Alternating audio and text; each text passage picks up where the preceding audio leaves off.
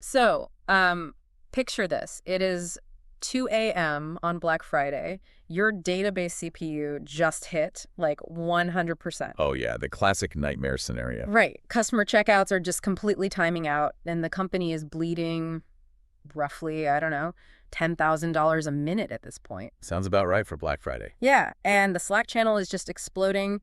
The VP of engineering is demanding a status update, and you have exactly 60 seconds to decide if you want to run this raw database migration script you wrote earlier, or, pull the plug on the primary server and force a failover. And you're not even completely sure the replica is fully synced. Exactly. So do you know what to do? Because a mid-level engineer in that spot, they panic, they guess, and they probably take the whole system down. Yeah, they almost certainly do. But the senior engineer, they don't even break a sweat because they designed the system so that this exact failure mode was, anticipated, isolated, and mitigated before Black Friday even started. So welcome to the deep dive. Today, our mission is decoding the precise technical and behavioral transitions you need to make to move from a mid-level software engineer to a senior or principal engineer.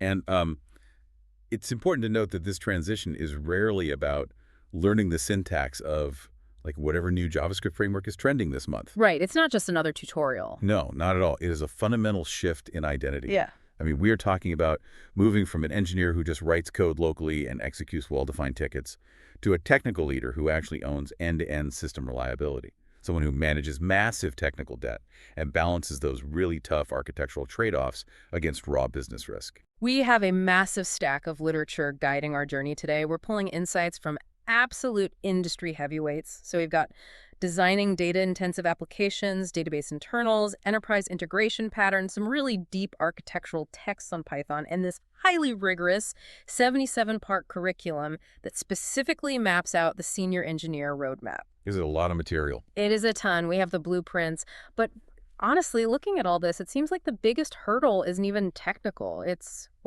ego. Yeah, that is actually a very accurate read of the landscape. Yeah. The literature, especially the Python architecture manuals, points to this phenomenon called Webscale Envy. Webscale Envy. I love that term. It's so real, though. It is one of the most common and honestly most destructive traps for a mid-level engineer who is, trying to prove they belong in the senior ranks. Mm-hmm. They look at the engineering blogs of Netflix or Uber or Twitter, and they see these massive, globally distributed, asynchronous microservice architectures. Right. They see all the shiny toys. Exactly. And they think, well, if I want to be a senior engineer, I need to build my company's internal HR dashboard using an event-driven mesh of 20 microservices with Kubernetes. Yeah, it's basically resume-driven development. Precisely. They want to put Kafka and Kubernetes on their LinkedIn, so they just force it into a project that absolutely does not need it. But wait, let's unpack this for a second. Because if we are supposed to be senior engineers designing distributed systems, isn't complex architecture exactly what we're getting paid to build? You would think so, right? Yeah, I mean, it feels a bit like being handed the keys to a Ferrari and being told, you're only allowed to drive it in a school zone. It definitely feels that way until you are the one who actually has to maintain the Ferrari. The problem with Webscale Envy is that it completely ignores the organizational context. What do you mean by that? Well, Netflix has entire divisions of highly paid infrastructure engineers whose sole job is just to manage the complexity that those distributed systems introduce. So when a mid-level developer at a smaller company preemptively splits a simple application into microservices, they're introducing a massive amount of operational overhead. Right. They don't have the team to support it. Exactly.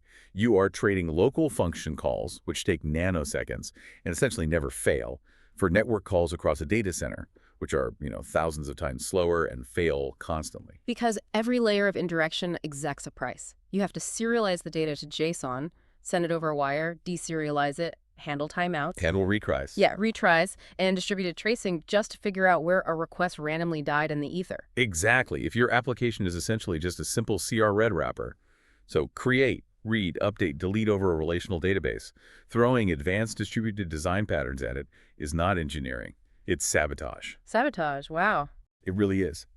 Decades ago, Donald Knuth stated that premature optimization is the root of all evil. And that principle remains the absolute bedrock of senior engineering. A senior engineer adheres strictly to the KISS principle, keep it simple, stupid.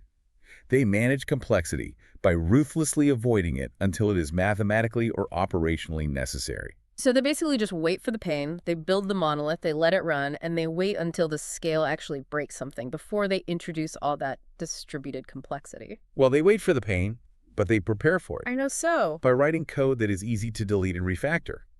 And that requires a complete shift in how you test your software. Mid-level developers often get stuck in what the architecture texts call low-gear testing. Oh, low gear versus high gear testing. This actually really caught my eye in the sources. A mid-level engineer writes a ton of unit tests, right? Right. They mock out the database, they mock out the network, and they test every single method on a specific class. That always seemed like a good thing to me. It seems good until you try to change the architecture. Low-gear tests are deeply coupled to your implementation details. So if you have 100 tests verifying that function A calls class B exactly 3 times, and then you realize, hey, I need to refactor the system to improve performance. Right. All 100 of those tests will instantly fail. Exactly. Your system might still be generating the exact correct output for the user, but the tests break just because you changed how it does the internal work. Ah. So the tests actually become this massive barrier to refactoring. You become paralyzed because every time you touch the code, you have to rewrite the entire test suite. Yep, it becomes a total nightmare. So senior engineers shift into high-gear testing. Which means what, practically? They write service layer, edge-to-edge behavior tests. You test the system based on what it does for the user, not how it is internally wired. You pass a request into the entry point of your domain, and you just verify the output or the state change at the boundary. So by decoupling the tests from the internal implementation, you basically give yourself the freedom to completely gut and rewrite the internal domain model when the scale finally demands it. Exactly, without breaking a single test. Okay, that makes so much sense. So we start simple. We avoid Webscale Envy.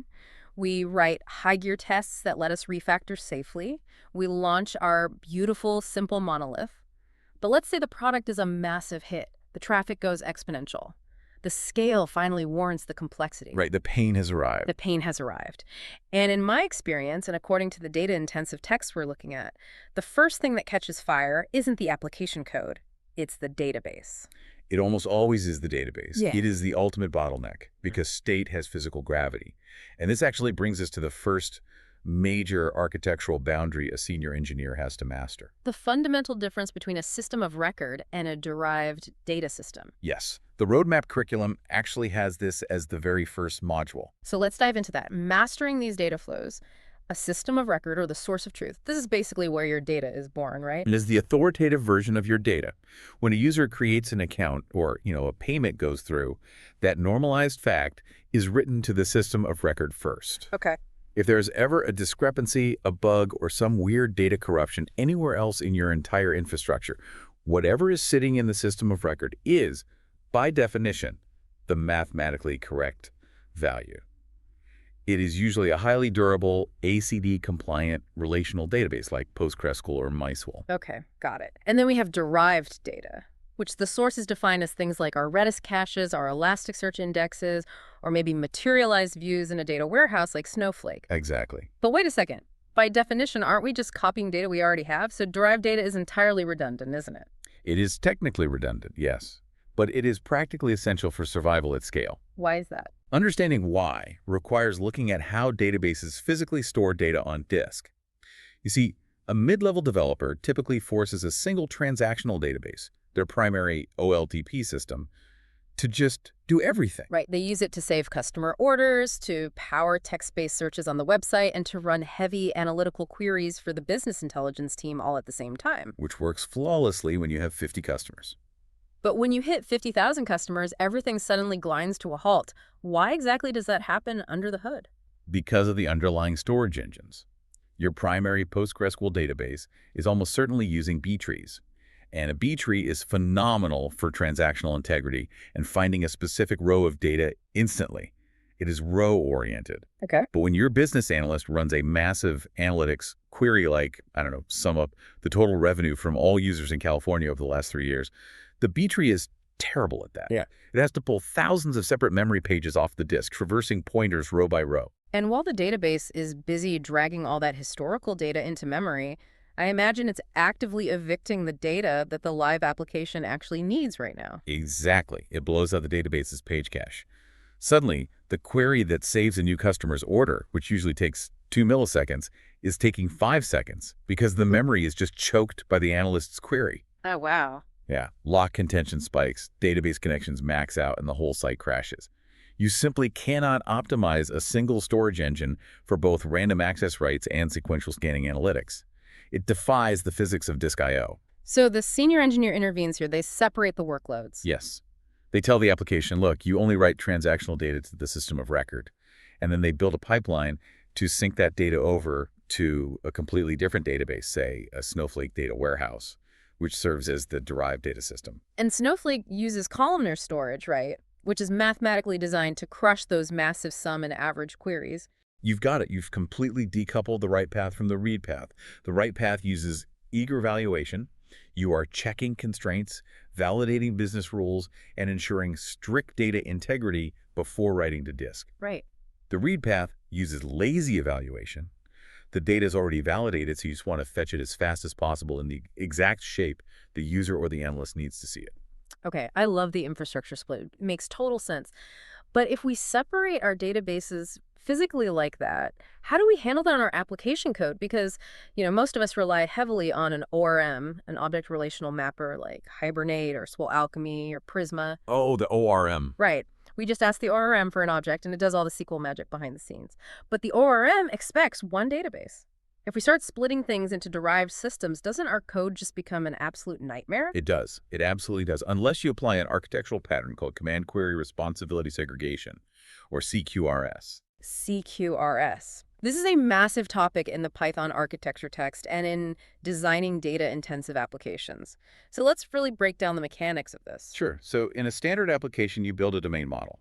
This model is a collection of classes that encapsulate your complex business logic.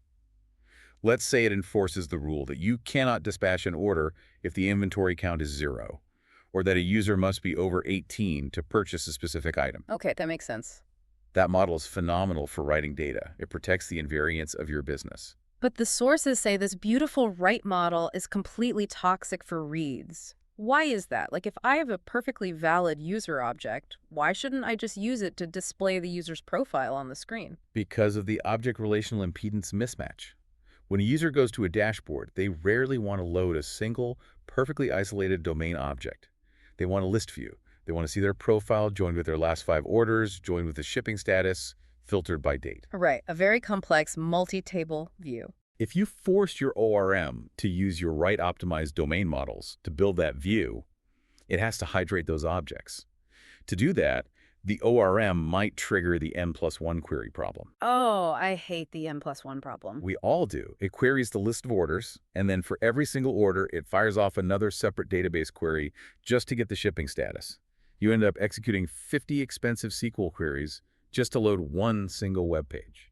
And the CPU is working overtime, taking all those database rows and deserializing them into heavy Python or Java objects just to immediately serialize them back into JSON to send to the front end. Exactly. It's an immense waste of compute. Yeah. CQRS solves this by ruthlessly segregating the two paths. You keep your domain model, but you only use it for commands actions that mutate state. And for queries. For queries actions that just read data, you bypass the domain model entirely. You might even bypass the ORM entirely. You use raw SQL. Or better yet, you read directly from a denormalized cache like Redis that already has the data formatted as a JSON string. It's highly reminiscent of the post-redirect get pattern we use in basic web development. Yes, very similar. A function should either be a command that changes state or a query that answers a question. It should never do both. You post data to mutate the state, the server responds with a redirect, and the browser issues a get-to request to fetch the updated view. That is a perfect localized example of the separation CQRS enforces at a macro level. There is a fantastic real-world scenario from the sources about an e-commerce company called MadeE.com. They had an internal allocations dashboard for their logistics team, and it was taking a brutal 5 seconds to load. 5 seconds is an eternity for an internal tool. Right. And why was it happening? Because the ORM was running these massive recursive select queries, building out perfectly valid memory-heavy domain objects just to paint a simple table on a screen. Yep. But by applying CQRS, creating a totally separate read model that pulled from a pre-calculated cache, they dropped the load time from 5 seconds to 10 milliseconds. That performance gain really highlights a critical realization for senior engineers. We often talk about applications being I/O bound, meaning the database disk speed is the bottleneck.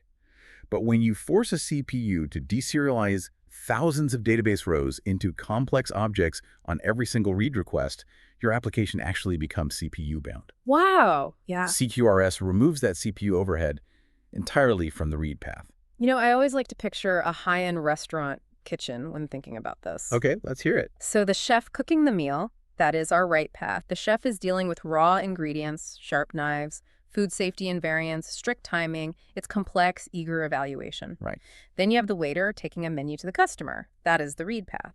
If the waiter had to physically cook a meal just to know what ingredients to list on the menu for the customer, service would completely grind to a halt.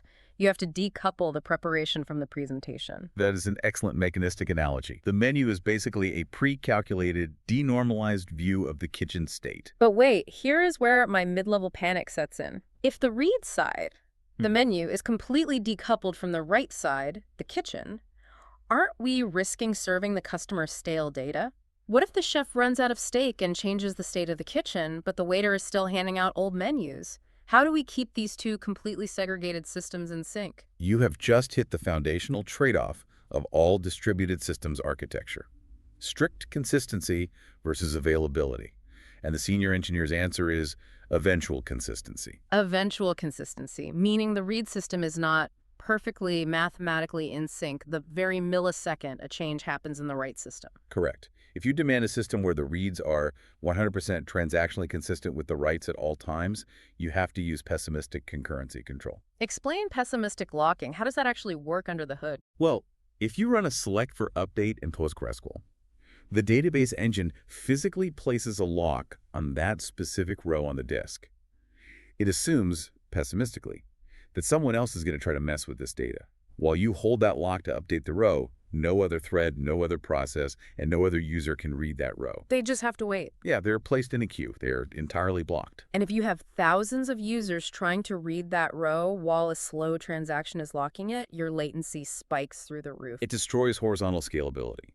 CQRS trades that strict, immediate consistency for massive, concurrent scale.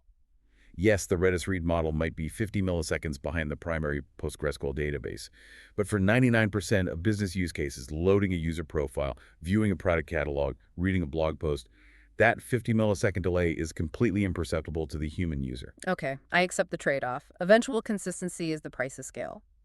But keeping these segregated systems in sync introduces one of the most notoriously dangerous pitfalls for engineers transitioning to distributed systems. The dual write problem. Yes, the dual write problem. If you have your primary PostgreSQL database acting as the system of record and a separate Elasticsearch cluster acting as your derived data search index, how exactly do you get the data into both systems? The naive mid-level approach is to just write to both from your application code. Right. You have a function called saveUser. Line 10 saves the user to PostgreSQL. Line 11 takes that same user data and sends it over the network to Elasticsearch. Done. And that is the dual write anti-pattern. The sources call it a ticking time bomb. It is a ticking time bomb. But why? I mean, I'm executing the code sequentially. Because networks are inherently hostile and unreliable. Let's walk through the failure modes. What happens if the write to PostgreSQL succeeds, but a router drops the packet right before your request reaches Elasticsearch? My application throws an error, maybe returns a 500 to the user, but the data is already permanently committed to the primary database. Exactly. So the database has the user, but the search index doesn't. They're out of sync. Or consider the reverse. The write to the database succeeds, the network call to the search index succeeds, but right before the application can return a success response to the user, the server running your code runs out of memory and crashes.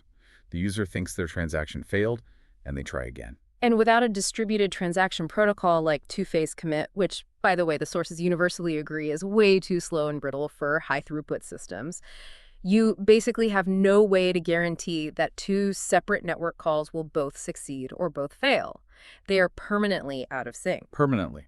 To use a mechanistic analogy, doing a dual write from your application is sort of like trying to replace a section of high-pressure plumbing in your house by having two plumbers cut two different pipes in two different rooms at the exact same time and hoping they both finish before you turn the main water valve back on. That's a good way to put it. If one plumber drops his wrench, the house floods. So how does a senior engineer fix this? How do we sync these systems without dual writes? We fundamentally change how we extract data from the database. We use change data capture, or CDC, to build an event-driven architecture. I love this concept because this is the moment we stop looking at databases as static spreadsheets holding rows of data and start viewing them as an ongoing living stream of events. Exactly. Every highly durable relational database has an internal mechanism called a write-ahead log. It's called the wall in Postgres, or a bin log in MySQL. The wall. Right. Before the database actually updates the table files on the disk, it appends a record of the intended change to this sequential log. This log records every single transaction, every insert, every update, every delete in the exact chronological order it happened. So it's basically the database's internal diary. Yes, an append-only diary. And if the database crashes, it reads this log-on reboot to perfectly reconstruct its state. So the database already has a perfect chronological history of everything that has ever happened to it. Exactly. And CDC tools, like Debezium, tap directly into that internal log. They act like a microphone listening to the database's internal monologue. Wow. Debezium reads the write-ahead log and streams it out over the network as a public event stream, typically dropping it into a distributed message broker like Apache Kafka. So we change our application code. The application no longer attempts to talk to both systems. The application only talks to the system of record. Precisely. The application writes the new user to Postgres. It succeeds. The application returns a success message to the front end. It is done. And then what happens? Behind the scenes, Postgres commits that transaction to its wall. Debezium reads the wall and drops an immutable event into Kafka, saying something like user ID 123 was updated. Then, your Elasticsearch index, your Redis cache, your Snowflake data warehouse, they all act as independent consumers. Oh, I see. They subscribe to that Kafka topic and apply the updates sequentially at their own pace. There's a brilliant quote from Pat Hellen in Designing Data-Intensive Applications that captures this paradigm shift perfectly. He says, "The truth is a log. The database is a cache of a subset of the log." It is a profound architectural realization. The tables you query are really just a materialized view of the chronological log of events. If you have the log, you have the absolute truth. You could literally drop your entire Elasticsearch cluster, spin up a blank one, replay the Kafka log from the beginning of time, and perfectly rebuild the state. And if we connect this to the bigger picture from enterprise integration patterns, this isolation is what makes systems truly resilient. I mean, distributed systems mean networks fail, servers go offline. And synchronous dual writes just amplify those failures. Think about it. If you're doing a dual write and Elasticsearch goes offline for an hour for maintenance, your entire application goes down because your save user function keeps timing out waiting for Elasticsearch to respond. You have tightly coupled the uptime of your primary business function to a secondary search index. But with change data capture and Kafka, With asynchronous messaging via Kafka, you have a store and forward model. If Elasticsearch goes offline, Postgres does not care. It just keeps accepting orders. Debezium keeps capturing the events. Kafka just buffers those events safely on disk. and then when Elasticsearch comes back. When it comes back online an hour later, it simply connects to Kafka, reads from the exact offset where it left off, processes the backlog, and the systems are perfectly in sync again. You have completely isolated the fault domain. The user never saw an error. That is the magic of eventual consistency done right. So, okay, let's say you're a developer listening to this. You understand CQRS, you understand CDC, you know how to decouple your data flows. But let's face reality here. Correct. You probably don't get to build this from a blank slate. You likely work at a company with a massive, terrifying 10-year-old monolithic application that does everything synchronously. The dreaded legacy monolith. Exactly. How do you actually migrate that beast into this beautiful event-driven architecture without stopping all feature development? Well, you certainly do not rewrite it from scratch in a Big Bang release. Big Bang rewrites are notorious for destroying engineering organizations. You spend 2 years writing the new system in a silo, only to release it and realize the business requirements actually changed 18 months ago. Right. It's a massive gamble. It is. Instead, a senior engineer manages that risk by using the strangler fig pattern. The strangler fig. I really love the visual of this. It comes from a real tree in the rainforest, It right? does. A strangler fig seed germinates in the upper canopy branches of a massive host tree. Over years, it slowly grows its roots down the trunk of the host tree to the ground, enveloping it. Eventually, the host tree dies and rots away from the inside, leaving only the strangler fig standing in the exact shape of the original tree. It's a slightly morbid but totally perfect architectural metaphor. So how do we apply that to code? How do we strangle a monolith? You build the new system around the edges of the old one, intercepting the flow of data. Let's say you have a massive monolithic e-commerce application, and you want to extract the billing system into its own decoupled microservice.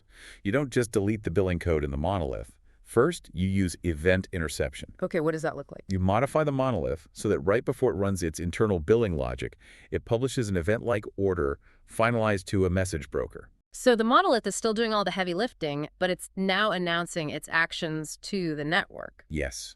Then, you build your new billing microservice.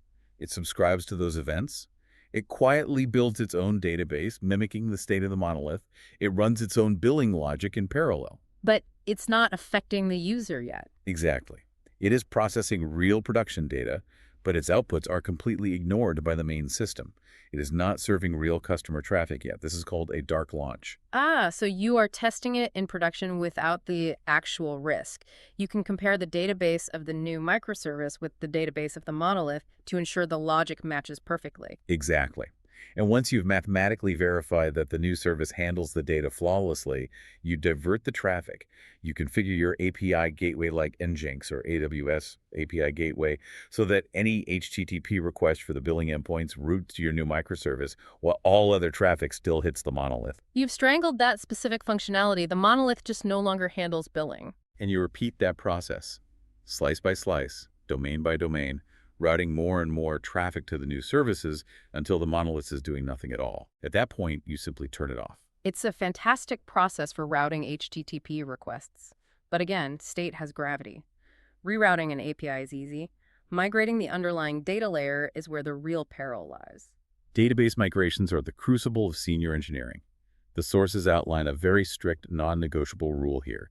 You never, ever run raw alter table commands on live production databases with heavy traffic. Never. Okay, let's explain why. If I just write a script that says alter table customers, alter column IDed type UID, what physically happens inside the database? When you run an alter table that changes the data type, the database has to physically rewrite the data on disk. To do that safely, it acquires an exclusive metadata lock on the entire table.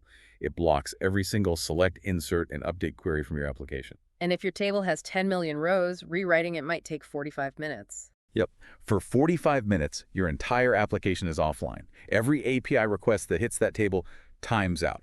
You have caused a catastrophic, self-inflicted outage. So how do we avoid the lock? How do we do a zero downtime database migration?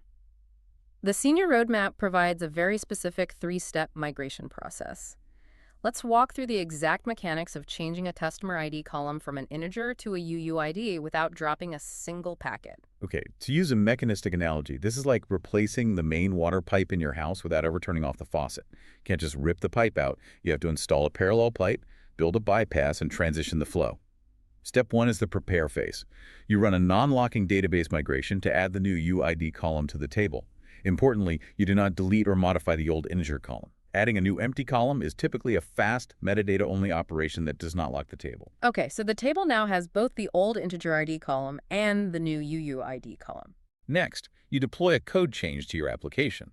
Your application begins a temporary dual-write process, but crucially, within the same database transaction. When a new customer signs up, the application generates both a sequential integer and a new UID and saves them both to the row. However, the application still only reads from the old integer column. All right, so our new records are perfectly populated with both IDs, but we have 10 million existing customers who have a blank UUID column. Which brings us to step 2, the backfill. You write a background worker script that slowly iterates through the 10 million historical records. It takes the old integer, generates a corresponding UUID, and updates the row. And it does this all at once? No. Crucially, it does this slowly, in small batches, maybe processing 100 rows a second. You monitor the database CPU. If it spikes, you slow the script down. You ensure normal user traffic is never impacted. So the backfill finally finishes. Now, every single row in the database, old and new, has both an integer ID and a UUID. The parallel pipe is fully installed and pressurized. Now you execute step 3, activate and clean up. You deploy a second code change, you flip the bypass valve. Your application now reads and writes exclusively using the new UUID column. It ignores the old integer column entirely. You monitor the system for a few days to ensure no bugs surface. Once you're absolutely confident, you run one final fast database migration to drop the old integer column. The old pipe is removed, zero downtime. The database never locked, and the customer never noticed a blip in service. This specific process reveals the core truth of technical leadership. What we're really talking about here isn't just knowing SQL syntax, it is deeply disciplined risk management. Senior engineers define themselves by their ability to execute massive, dangerous architectural shifts while completely shielding the user from the underlying chaos. Which is an incredible technical skill. But designing these migration systems is one thing. Communicating and planning them is a completely different beast. Because at a senior or principal level, the business does not hand you a perfectly scoped JIRA ticket that says, execute a 3-step, zero downtime migration to change this column to a UUAD. They hand you terrifying ambiguity. Oh, absolutely. The requirements at that level sound like we need the system to be faster, or we need to build a real-time collaborative editing feature, or even just the billing system is too brittle, fix it. Exactly. So how do you actually navigate that ambiguity? How do you turn a completely vague business request into a concrete architecture? Both Cracking the Coding interview and the Senior Roadmap point out a fascinating reality. The system design interview methodology, which engineers usually only study to pass interviews at big tech companies, is actually the exact practical framework principal engineers use every single day to break down vague problems. It's a 5-step framework, right? Let's apply it. Step 1, scope the problem. Right. When a product manager says, we need to build a URL shortener like tinyURL, a mid-level engineer immediately opens their IDE and starts designing database tables. A senior engineer puts their hands in their pockets and starts interrogating the constraints. What are the core use cases? Are users generating custom short links? Or are we just returning random hashes? Do the links expire after 30 days or live forever? What is the maximum length of a link? You have to define the edges of the box before you try to build what's inside it. That makes total sense. Step 2 is making reasonable assumptions. And this is where the engineering math comes in. You have to estimate the throughput to know what kind of storage engine to use. If you are building a URL shortener, you can logically assume that many more people will click a link than create a link. Let's estimate a ratio. Maybe 100 people click a link for every one person who creates one. That is a 100-to-1 read-to-write ratio. And that single mathematical assumption dictates your entire architectural philosophy for the project. Absolutely. If the system is overwhelmingly read-heavy, it takes us right back to our discussion on CQRS and derived data. You know immediately that writing straight to a relational database on every read will just crush the system. You're going to need a denormalized cache, like Redis, sitting in front of the database to absorb those reads. Step 3 is drawing major components. You get on a whiteboard and map out the end-to-end data flows. Client to load balancer to web server to cache to database. Step 4 is identifying key issues, finding the bottlenecks. You look at your whiteboard and you look for the breaking points. If we have 1 billion URLs, will they fit in the memory of a single Redis node? No. If we have 10,000 writes a second, will a single Postgres instance handle the connection pool? No. Which leads to the final step. Step 5, redesign for those key issues. If Redis runs out of memory, you introduce an eviction policy or you cluster it. If the Postgres database gets too hot with writes, you shard it. Maybe partitioning the database across multiple servers based on the first letter of the hashed URL. And the overarching lesson of this framework is that system design is an iterative process, not a perfect, unchangeable blueprint. As a principal engineer, intellectual humility is paramount. You must explicitly state your assumptions to the business. You say, I designed this architecture assuming a 100-to-1 read-to-write ratio. If our product goes viral and automated bots start generating millions of new links a second, shifting the ratio to 1-to-1, this write path will become a critical bottleneck and the system will degrade. You evaluate the trade-offs collaboratively with the stakeholders. So if I can sort of summarize the behavioral shift here, a junior developer's job is to write the code to fulfill the requirements. But a senior developer's job is essentially to ask why and what if until the actual viable requirements finally reveal themselves. That is a profound way to summarize it. Mid-level engineers operate entirely within a bounded context provided to them. Seniors and leads actually define where those boundaries are drawn. They navigate the organizational ambiguity to figure out what exactly needs to be built and, more importantly, what risks the business is actually willing to tolerate. Which brings us to the most visceral, terrifying part of the job. Because no matter how well you scope the problem, no matter how perfectly you design the asynchronous CDC data flows, eventually your assumptions will fail, the system will break, and you will be the one holding the pager at 2 a.m. Operations, on-call rotations, and incident response. This is the exact intersection where architecture meets human culture. The book Understanding Distributed Systems has a famous mantra for this. Treat servers like cattle, not pets. In the old days of monolithic on-premise servers, engineers treated servers like pets. They gave them names, like Gandalf or Zeus. If Gandalf got sick and started dropping connections, the engineer would SSH into the box, read the logs, tweak the memory settings, and sort of nurse it back to health. In a modern distributed cloud environment, you treat servers like cattle. You spin up thousands of them. They don't have names. They just have random IP addresses. If a server acts up, you do not log in and nurse it. You shoot it in the head. You terminate the instance, and you let the autoscaler automatically spin up an identical, fresh replacement. Because in a distributed system, anything that can go wrong mathematically will go wrong. You will experience network partitions. You will experience cascading failures, where one slightly slow service causes an upstream service to hold its connections open, which causes timeouts in a third service, taking down an API that seemingly has nothing to do with the original problem. So when it's 2 a.m., the pager goes off and the site is down, the senior engineer adheres to the primary rule of active incident response. Your sole objective is mitigation, not root cause analysis. Wait, I want to push back on that a bit. As an engineer, my entire instinct is to figure out exactly why the code broke so I can fix the bug. Are you saying I shouldn't try to find the problem? Absolutely not during the active outage. While the system is down, the business is hemorrhaging money and users are losing trust. If latency suddenly spiked right after a new deployment went out, you do not open the source code to find the logic bug. You hit the button to roll back the deployment immediately to restore service.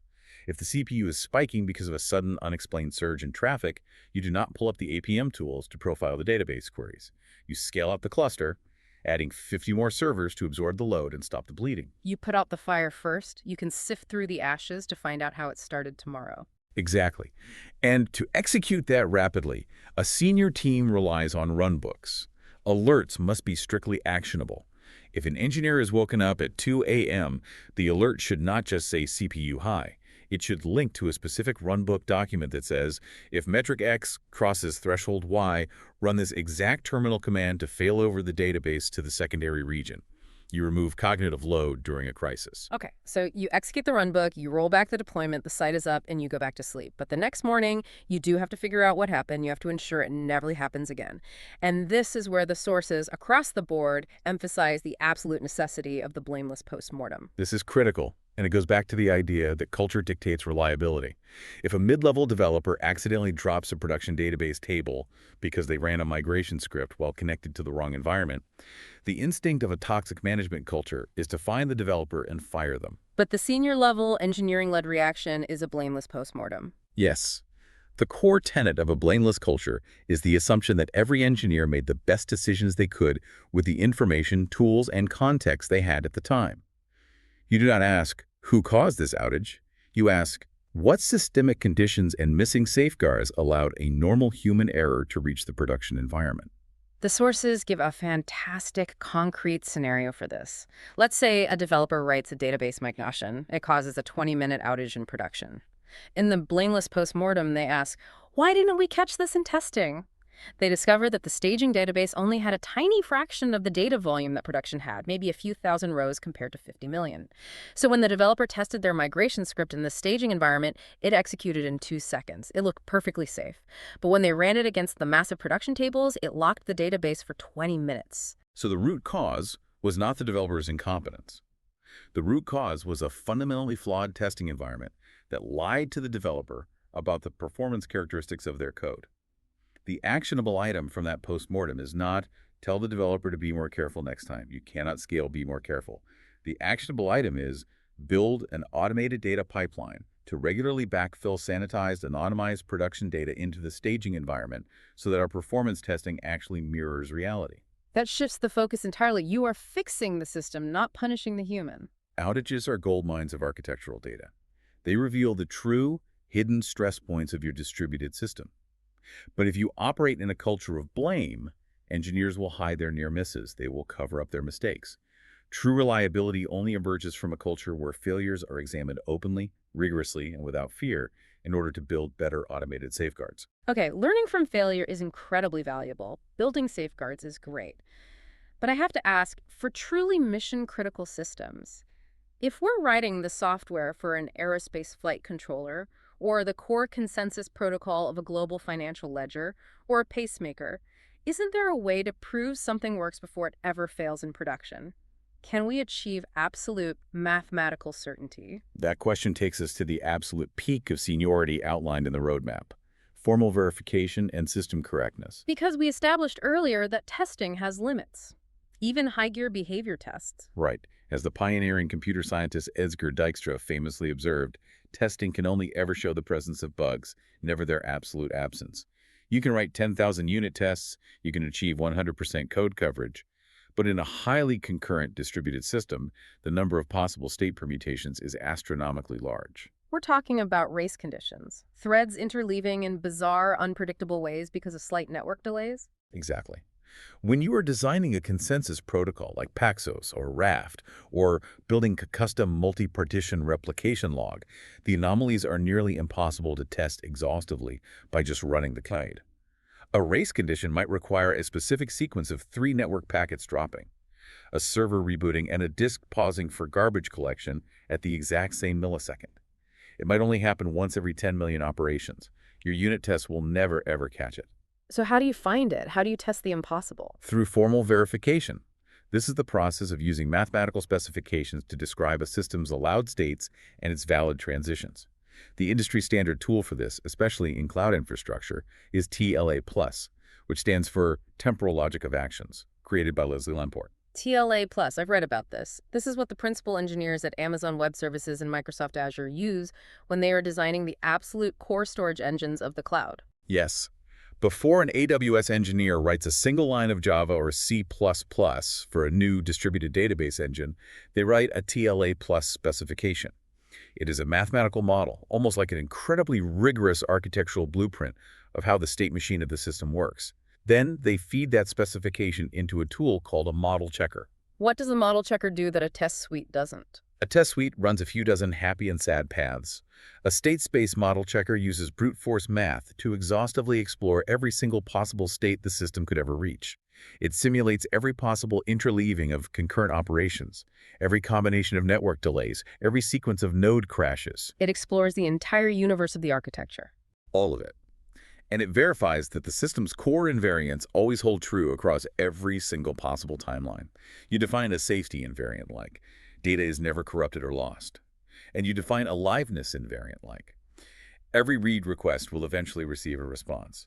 If there is even one bizarre sequence of events out of a billion permutations that violates those invariants, the model checker will find it and print out the exact sequence of steps that caused the failure. There's a scenario in the roadmap where a senior team is designing a custom lock manager for a highly distributed database. They think the design is flawless.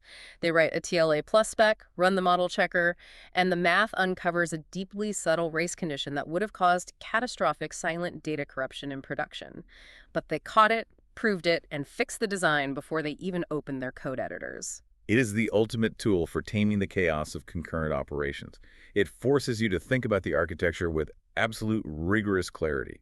So what does this all mean for you, the listener? Reaching the peak of software engineering means realizing that the code itself, the Python, the Go, the Java, is just a byproduct. The real work is rigorously verifying the logic and the architecture behind the code. Exactly. Now, to bring it back down to earth a bit, you do not need to learn TLA Plus to build a standard CRU web application. Applying formal verification to a simple internal dashboard would be the ultimate terminal case of Webscale Envy.